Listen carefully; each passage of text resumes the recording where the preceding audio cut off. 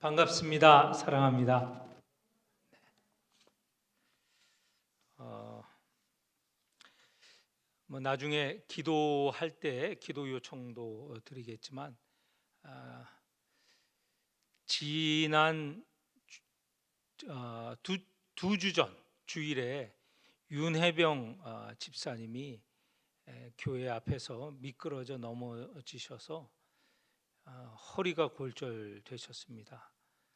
일주일 동안은 그냥 지내시다가 너무 아파서 병원에 갔는데 허리가 골절되어서 지난 월요일에 시술을 하셨고 지금 회복 중이십니다. 윤혜병 집사님 위해서 기도해 주시기 바랍니다. 홍순희 권사님 남편 되시죠. 그리고 최승혜 집사님 위해서도 기도를 부탁드립니다.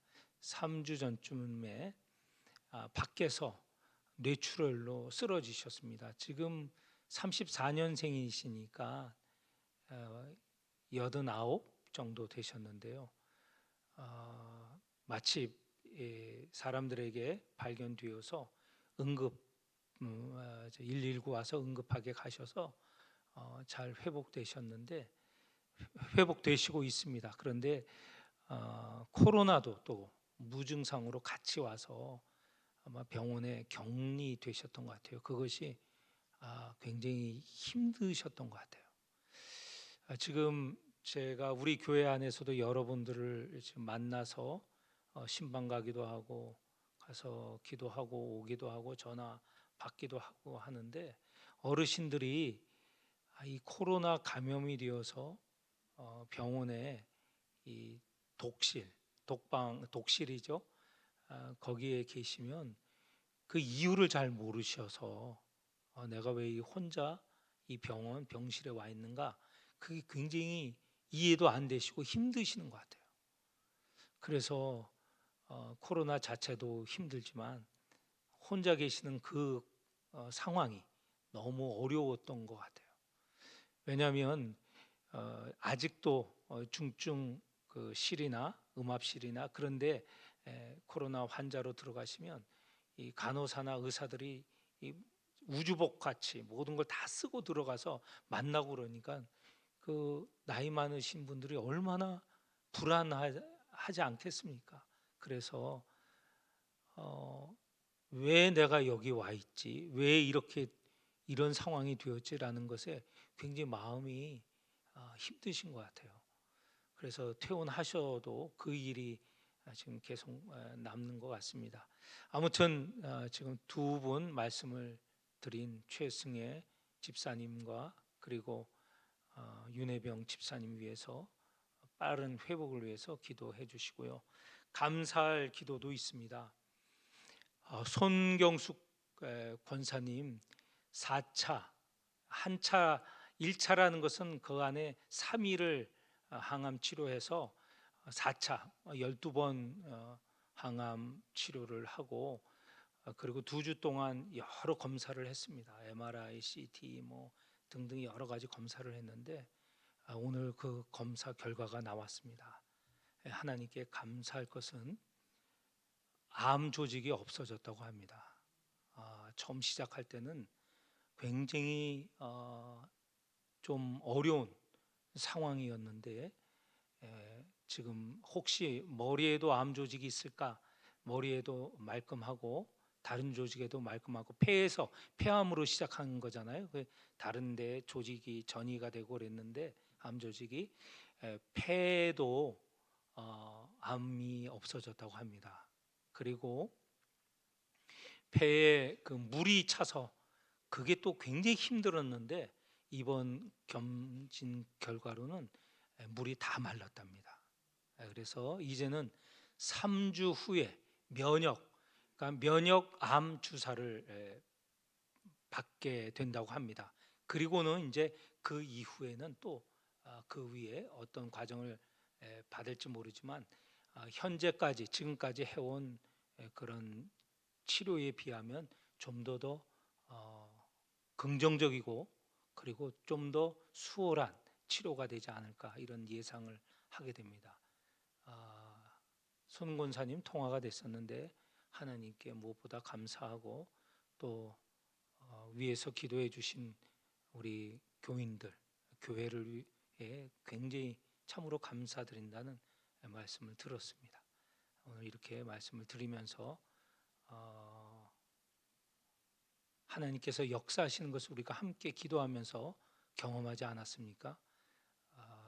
앞으로 계속 더 온전하게 치료가 되어서 자유롭게, 이전보다 더 자유롭게 건강하게 그렇게 거동하시고 다니실 수 있도록 계속 생각나는 대로 기도해 주시고, 또 홍진호 목사님 지난 월요일 척추 5번 6번 수술, 또 4번 5번 시술 잘 맞춰서 한 7시간 걸렸답니다. 7시간 정도 걸려서 치료 후에 지금 회복 중인데, 또 홍 목사님도 잘 지금 회복하실 수 있도록 기도해 주시고, 또 홍 목사님도 무슨 간증거리가 있을 것 같습니다. 완전히 회복되어서 오시면 한번 그 간증도 들어보았으면 합니다. 오늘 말씀은 그 설교 제목처럼 사울의 회개입니다. 그런데 이 사울의 회개는 한 개인의 회개이지만 역사를 바꾼 엄청난 사건이죠. 아마 신약 성경에서 예수님이 오시고 성육신하셔서 이 땅에 오시고 우리에게 말씀을 전하시고, 그리고 구원의 소식을 전하시고 십자가의 고난을 당하시고 사흘 만에 부활하시지 않았습니까? 그리고 승천하신 예수님의 이야기, 예수님의 사건을 제외하고는 아마 이 사도 바울의 이 회심의 사건, 회개의 사건이 우리들에게 두드러진 정말 이 역사를 바꾸는 사건이 되지 않을까. 예수님이 오시면서 구원의 역사가 이루어진 것 아닙니까? 그런데 이 구원의 역사, 복음의 역사를 온 세상에 전하는데 가장 중요한 역할을 한 사람이 사도 바울이지 않습니까? 이 바울의 회심, 이것 그 바울의 이야기 가운데서도 핵심되는 부분입니다. 바울의 회심은 너무나 전격적이어서 큰 변화의 이야기여서 여러 곳에 이 바울의 회심이 언급됩니다. 사도 행전에만 해도 오늘 이 본문, 이게 바울의 회심에 관한 이야기인데, 이후에도 바울의 회심에 관하여서 2번 더 언급이 되고, 또 다른 곳에서도 바울의 회심은 언급이 됩니다. 이만큼 바울의 회심은 중요합니다. 이 바울이 회심한 이후에 그 바울이 한 큰 역할이 뭐냐면 이방인의 사도이거든요. 이방인이라고 하면 예수님의 그 동족 이스라엘 밖에 있는 사람들이 모두 다 이방인이거든요. 그 이방인들에게 복음을 전하는 데 가장 중요한 역할을 했고, 또 그 이방인에게 복음을 전한 가장 첫 번째 인물이기도 한 분이 바울이죠. 그 바울의 회심에 관한 이야기이기 때문에 우리가 또 이렇게 좀 유심히 또 구체적으로 보아야 할 것으로 생각됩니다. 조금 전에 말씀드렸던 바울의 회심은 너무너무 전격적입니다. 너무 큰 변화예요. 왜 그러는가? 이미 이제 우리가 앞에서 본 대로 바울은 복음을 전하는 사람을 핍박하던 사람입니다. 예수를 믿는 사람을 모두 잡아다가 다 그 입을 막으려고 했던 사람입니다. 그 가운데서도 여러 사람들이 이 복음을 막는 그런 사람들이었지만, 그 가운데서도 가장 혁혁한 공로가 있는 사람이 바울이었고, 그 마음이 이 복음을 전한 사람을 핍박하려는데 가장 앞선 사람이죠. 우리가 이전에 읽었던 스데반의 순교 때에 그 스데반의 순교의 자리에 있었던 사람이 바울입니다. 그 자리에, 그러니까 그 스데반의 순교로, 또 그 스데반이 죽음으로 인하여서 예루살렘에 있었던 유대인들이 예수를 믿는 사람을 핍박하지 않았습니까? 본격적으로 핍박하지 않았습니까? 그래서 예루살렘 교회에는 사도만 남고 예수를 믿는 많은 사람, 이 많은 사람이라고 하면 10,000명이 넘는 사람이라고 말씀을 드렸습니다. 수많은 사람이 예루살렘을 떠날 수밖에 없었어요. 그것이 예루살렘 밖으로 복음이 전하여지는 그런 순간이었거든요. 그때 그렇게 스데반을 순교에 이르게 하고 예루살렘에 믿는 사람을 핍박할 때 그 중심 인물이 이 사도 바울이었습니다. 그러니까 사도가 되기 전, 또 바울이라는 이름으로 바뀌기 전 사울이라는 이름을 갖고 있었죠. 그 사울이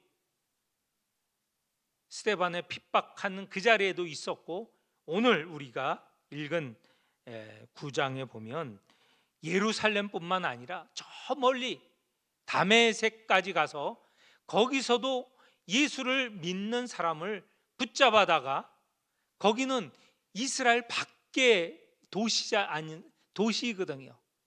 함부로 잡고 죽일 수 없는데, 그 당시엔 아직 어떤 사람들이 예수를 믿었냐면 이스라엘, 예수님과 동족인 유대인들이 예수를 믿었어요. 그런 사람을 다메섹까지 가서 잡아다가 예루살렘에 끌고 와서 가두고, 말하자면 그 믿음을 바꾸게 하려는, 개종하게 하려는 그런 역할을 하고 있었던 것이죠. 우리가 읽은 9장 1절을 보면 이렇게 나옵니다.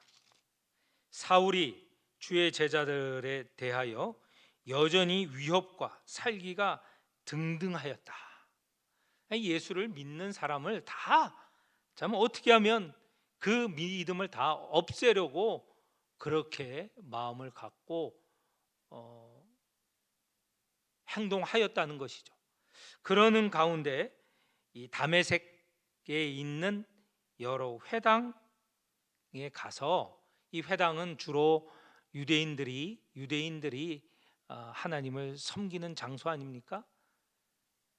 거기에 가서 그 다메섹의 회당의 도움을 받아서, 그리고 그 다메섹에 있는 예수를 믿는 유대인들을 붙잡아서 예루살렘으로 끌고 오려고 지금 대제사장의 공문을 받아서 다메섹으로 가는 것이죠. 대제사장은 한 사람만 있습니다. 대제사장이 여러 명은 아니죠. 우리가 구약에서 보는 대로 대제사장은 한 사람입니다. 그 사람은 보통 죽을 때까지 그 대제사장 직분을 갖고 있는데, 아시는 대로 아론의 가문에서 이 대제사장이 나오죠. 그런데 그 다음에 대제사장이 되면 보통 죽기까지 하긴 하지만 조금 일찍 대제사장직을 그만두는 사람도 있습니다. 그러면 그 사람의 명예, 이 대제사장을 거쳤기 때문에 그 사람도 대제사장이라고 불립니다. 그래서 성경에 보면 대제사장들과라고 하는데 여러 사람들이 있을 수 있었던 것이죠. 그러나 심우하는 대제사장은 한 사람입니다. 그 사람에게, 그러니까 이스라엘에서는 가장 높은 지위에 있는 사람이죠. 그 대제사장의 공문을 받아서 다메섹으로 내려가고 있었습니다. 다메섹으로 내려가고 있는 길에서 3절에 보니 호련히 하늘의 빛이 그를 비추고 또 소리가 있습니다. 그 소리가 어떤 내용이냐면 4절입니다. 사울아 사울아 내가 어찌하여 나를 박해하느냐. 이 사울은 느닷없는 소리에 이 사울은 깜짝 놀랐겠죠. 그래서 그렇게 말하는 이를 향하여서 주여 누구시니까, 이 주라는 것은 우리가 보통 말하는 주 예수 그리스도 할 때 그런 것이기보다는 높임말입니다. 상대편을 높일 때 그냥 주라고, 주님이라고 표현을 합니다. 노예가, 종들이 주인을 보고도 역시 같은 말로 표현하죠. 주여라고 표현을 하고, 또 일상적으로 자기보다 신분이 높은 사람이나 그런 사람을 부를 때 주님이라고 부릅니다. 하늘에서 소리가 들리지만 그 소리의 주인은 모르고, 그렇지만 하늘의 소리이니까 자기보다 신분이 높다고 생각하고 귀한 분으로 생각해서 사도 사울이, 이때는 아직 사울이죠. 사울이 주님 누구이십니까? 라고 물었을 때 하늘의 소리는 이렇게 말합니다. 5절 하반절에 나는 네가 박해하는 예수다.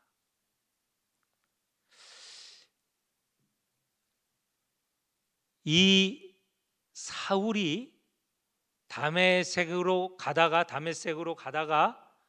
예수님을 만났습니다. 이것이 굉장히 중요한 사건이에요. 예수님을 만나서 이 사울이 그동안 예수를 믿는 자를 핍박하다가 180도 바뀌었어요. 그래서 예수를 전하는 사도가 된 것이에요. 이 만남, 예수님을 만난 이 사건, 이것이 바울의 회심이고, 이 회심의 사건으로 인하여서 복음이 온 세상에 이방인에게 전하여지게 되는 그런 시초가 된 것이죠. 그러니까 얼마나 중요한 사건입니까?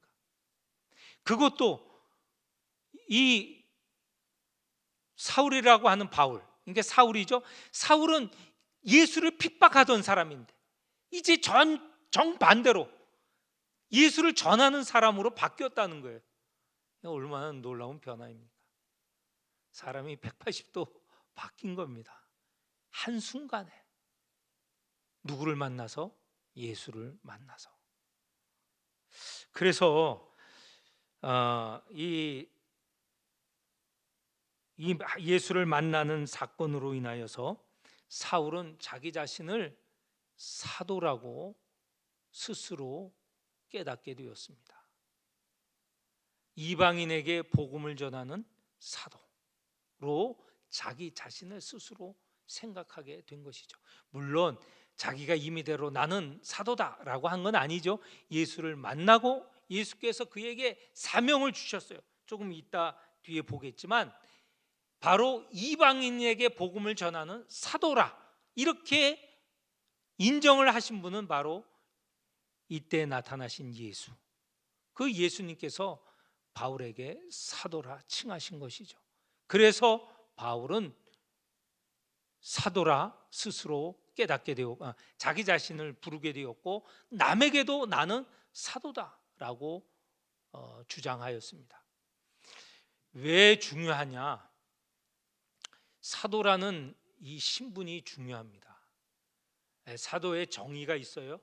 제가 말씀드리는 것이 아니고 성경에 나온 정의대로 말하면, 예수님이 이 땅에 공생애를 시작하면서부터 함께한 인물, 그리고 예수님의 죽음과 부활을 눈으로 지켜본 사람, 예수님의 승천과 늘 지켜본 사람, 그러니까 보통은 12 제자들이 사도가 됩니다. 그리고 또 12 제자를 제외한 예수님과 여러 해를 같이 지내온 사람들, 그 사람들이 사도가 돼요. 사도행전 우리가 1장에 보면 120명의 여명이 오순절을 성령 오시기를 기다리면서 함께 기도하였다고 하지 않았습니까? 그 사람들이 사도죠. 그런데 사도 바울은 그 자리에 있지 않았습니다. 열둘의 자리에도 있지 않았고, 또 오순절 성령이 강림하시는 그 자리에도 있지 않았어요. 오히려 나중에 조금 뒤에는 스데반이 죽는 그 자리에 있었고, 거기에 참여한 사람이고, 복음을 반대하고 그것을 막으려고 한 사람이에요. 그런데 사도가 된 것이에요. 사람들은 믿을 수가 없죠. 어떻게 저게 예수를 핍박하던 자가 어떻게 사도가 될 수 있느냐? 그런데 그 사도가 되게 한 것은 예수님이시라는 거예요. 사도의 임무를 부여하신 예수님, 그분께서 바울에게 사도직을 주신 것이죠. 사도직은 사람이 준 것이 아니라 예수님이 주셨기 때문에 바울은 누가 뭐래도 어떤 상황에도 자기는 사도라라고 분명하게 말을 했습니다. 그런데 예수님을 핍박한 자 아니에요. 그게 마음이 늘 마음의 아픔, 상처가 있는 것이죠. 그걸 용서하시고 예수님이 부르시고 사도로 세워주셨지만 자기의 그런 아픈 기억이 있는 것이죠. 그래서 사도라 말할 때 이렇게 말합니다. 사도 가운데 가장 나중에 된 자, 또는 가장 작은 자라고 스스로 그렇게 말할 수밖에 없었죠. 뭐 겸손한 그런 모습이기도 하지만 사실은 그의 아픈 기억 때문에 그런 고백을 했었습니다. 이렇게 예수님을 만났습니다. 만나고 그 만나 주신 예수님께서 사울에게 다메섹에 가서 한 사람을 만나라고 하셨습니다. 예수님을 만났을 때 사울은 눈을 앞을 보지 못하는 그런 장애를 얻게 되었습니다. 8절에 보면 눈은 떴으나 아무것도 보지 못하고 그래서 사람의 손에 이끌려 다메섹으로 들어갔습니다. 이 사흘 동안 보지 못하고 먹지 못하고 마시지도 못하였습니다. 저는 이 기간이 마치 죽은 기간이라고 생각이 됩니다. 예수님도 죽으셨다 사흘 동안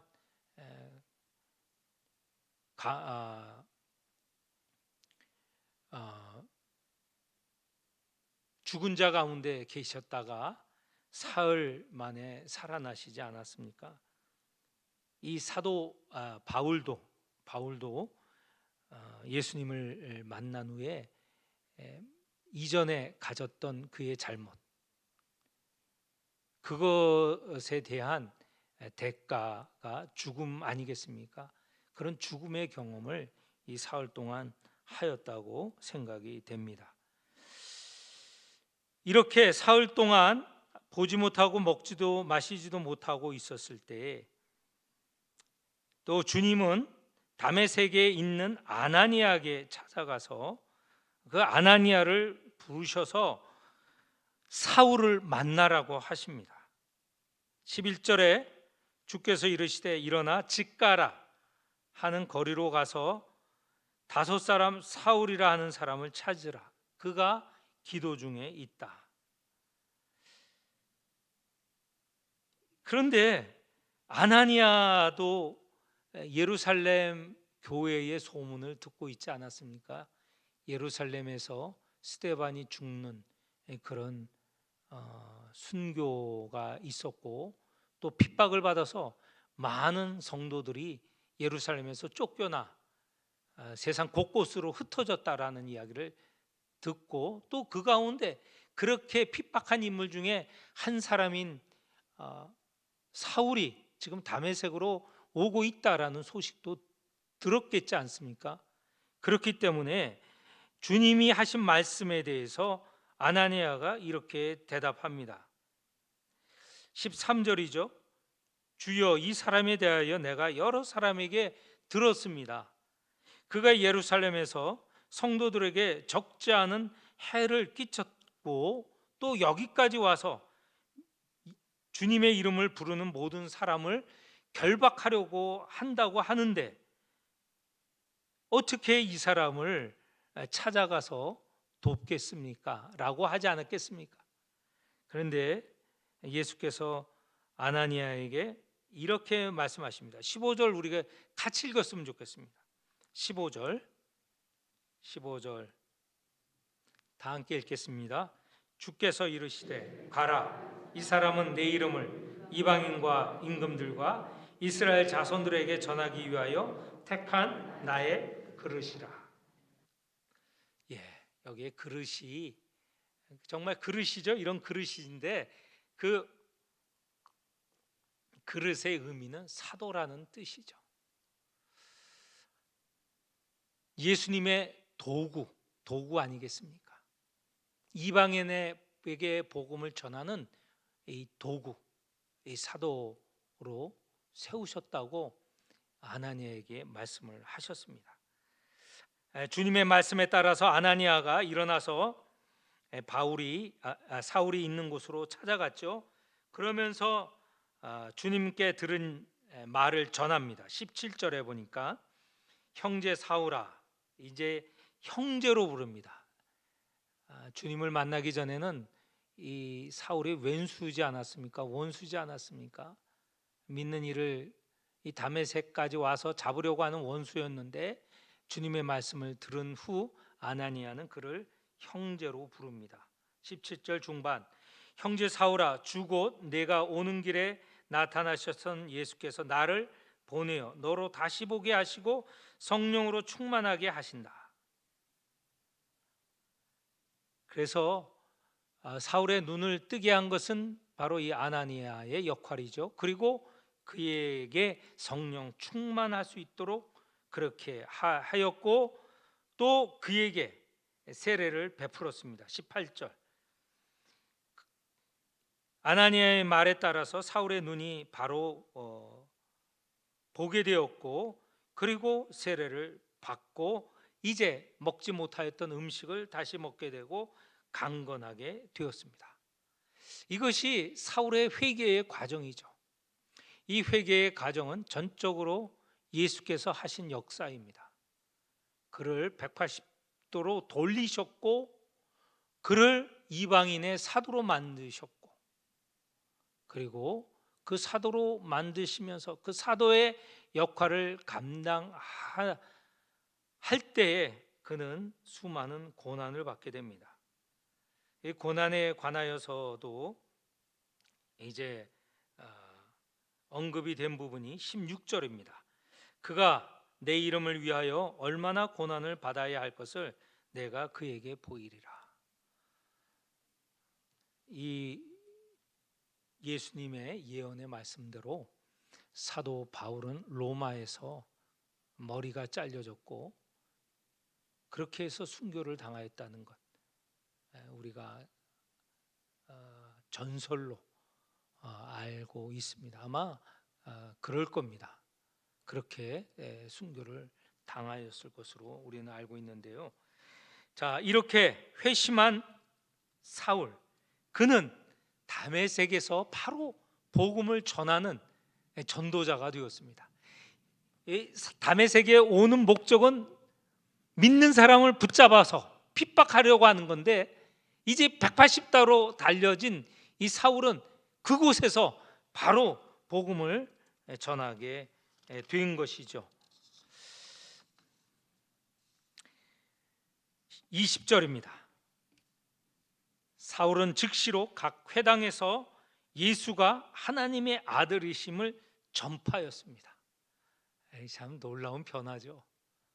예수 안에서 변화입니다. 예수 안에 있다면 전적으로 변화될 수 있죠. 새로운 피조물로 바뀌게 되는 것이죠. 그래서 예수를 전하는 전도자로서 더 힘을 내어 복음을 전하였습니다. 이 다메섹 사람들이 이렇게 말합니다.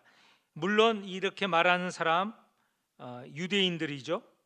21절에 보니 회당에 있는 사람들, 유대인들이 이렇게 말합니다. 이 사람 예루살렘에서 예수의 이름을 부르는 사람을 멸하던 자가 아니냐. 여기 온 것도 예수 믿는 자를 결박하여 대제사장들에게 끌어가고자 함이 아니냐. 한 그 사람이 오히려 그런 이야기를 들으면서 22절 보니 더 힘을 얻어 예수를 그리스도라 증언하였다고 합니다. 다메섹에 있는 유대인들이, 회당에 있는 사람들이 놀라게 된 거죠. 그 놀라움을 보고만 있지 않고 며칠이 지난 후에 이 유대인들이 사울을 핍박하려고 계획을 짰습니다. 23절, 며칠이 지남에 유대인들이 사울 죽이기를 공모하였습니다. 그것이 알려지자 다메섹에 있는 성도들, 예수를 믿는 사람이 그를 도망가게 하였죠. 25절, 밤낮으로 성문을 지키고 서 있다. 그 성문을 지나가는 사울을 잡아 죽이려고 하는 이 유대인들을 피해서 성도들은, 교인들은 사울을 광주리에 달아서 성 밖으로 내보내게 하였습니다. 그리고 26절 이하에 보면 예루살렘에 올라갔고요. 예루살렘에 올라갔을 때 예루살렘에 있는 제자들도 얼마나 놀랐겠습니까? 스데반이 죽을 때 주도한 인물이고 다메섹으로 예수 믿는 사람을 잡으러 간 저 사람이 예수를 전하는 예수님의 제자가 됐다는 것에 이거 과연 믿을 수 있느냐? 이렇게 걱정하였죠. 눈앞에 와 있는 사울을 보고도 이게 과연 정말 진정 회심한 자인지, 회개한 자인지, 믿는 자인지 알 수 없고 의심하였다는 것이죠. 그럴 때 나타난 인물이 27절에 보면 바나바입니다. 바나바가 사울을 데리고 사도들에게 가서 이 바울의 과정, 다메섹으로 가다가 주님을 만났고 다메섹 안에서 다시 눈을 뜨게 되고 거기서 복음을 전하였고 또 죽임을 당할 뻔하다가 거기서 도망 나와 여기까지 오게 되었다라는 것을 바나바가 다 변명을 해줬습니다. 이 바나바 여러분 잘 아시지 않습니까? 나중에 이방인에게 본격적으로 복음을 전하는 선교 여행 1차 선교 여행 때 이 바나바, 여기에 나온 이 바나바와 바울이 선교 여행을 떠나게 됩니다. 이 두 사람이 세계 선교의 가장 첫 번째 선교사였던 것이죠. 이 바나바에 의해서 이제 바울이 인정을 받게 되었지만 예루살렘에는 또 누가 있었냐면 헬라파 유대인들이 많이 있어요. 그 사람들은 이 헬라어를 쓰지 않습니까? 바울이 고향이 바울도 디아스포라, 이 헬라 지역에 있는 곳에서 태어나서 거기서 자라고 헬라 말을 잘 사용하였던 사람입니다. 아무래도 같은 말을 사용하니까 서로 변증을 하게 되면서 시비가 붙게 되고 예루살렘 안에 있는 이 헬라파 유대인들이 바울을 죽이려고 했어요. 그래서 사도들이 그를 또 예루살렘에서 피신하게, 거기서 더 있으면 어려움을 당하니까 고향으로 보내게 되었습니다. 자, 이렇게 된 30절까지가 사울의 회심입니다. 이 바울의 회심이죠. 이 바울의 회심으로 선교 역사가 본격적으로 시작이 됩니다. 이방인에게 복음이 전하여지는 본격적인 시작이 바로 여기서부터 일어나게 되었다. 이방인의 선교는 바울이 시작한 것인데 그 모든 배후에 바울을 사도로 부르시고 세우시고 이방에 선교를 하게 하신 분은 누구시라? 누구죠? 예수 그리스도이십니다. 그래서 우리는 선교를 얘기할 때 사람, 선교사를 얘기합니다. 그러나 그 선교사를 보낸 교회, 그리고 그 교회를 세우시고 선교하게 하시는 예수 그리스도 성령의 역사, 하나님의 역사임을 우리는 기억하여야 되겠습니다. 그래서 사도행전을 성령 행전으로 바꾸어 읽기도 하는 것처럼 이 모든 선교의 시작은 성삼위 하나님께서 하시는 일이다. 그래서 선교를 신학적으로 오늘 상식적으로 좀 기억하십시오. 하나님의 선교, 하나님이 하시는 일이다. 또는 더 나가서 우리가 방금 말씀하셨던 성부 또 예수 그리스도 또 성령 하시는 일, 그래서 성삼위 하나님의 선교다. 이렇게 우리는 선교에 대해서 알게 되는 것이죠. 믿게 되는 것이죠. 사울의 회심, 예수 그리스도의 부르심으로 180도 바꾸어졌습니다. 예수 안에서 바꾸어지는 것이죠. 새로운 존재가 되는 것이죠. 오늘 우리도 예수 안에서 변화된 사람입니다. 우리가 변화를 원한다면 예수 안에 있어야 되죠. 예수의 말씀을 따라야 되겠죠. 예수의 부르심에 응하여야 되겠죠. 그래야 할 때 우리는 하나님이 원하시는 존재, 사람으로 바뀌어집니다. 사도 바울의 변화처럼 이 시간 예수 안에서 우리를 바꾸시는 하나님의 그 역사에 감사하고 또 우리 자신이 예수 그리스도 안에서 바꾸어지기를 원합니다. 기도하시는 성도들이 되시기를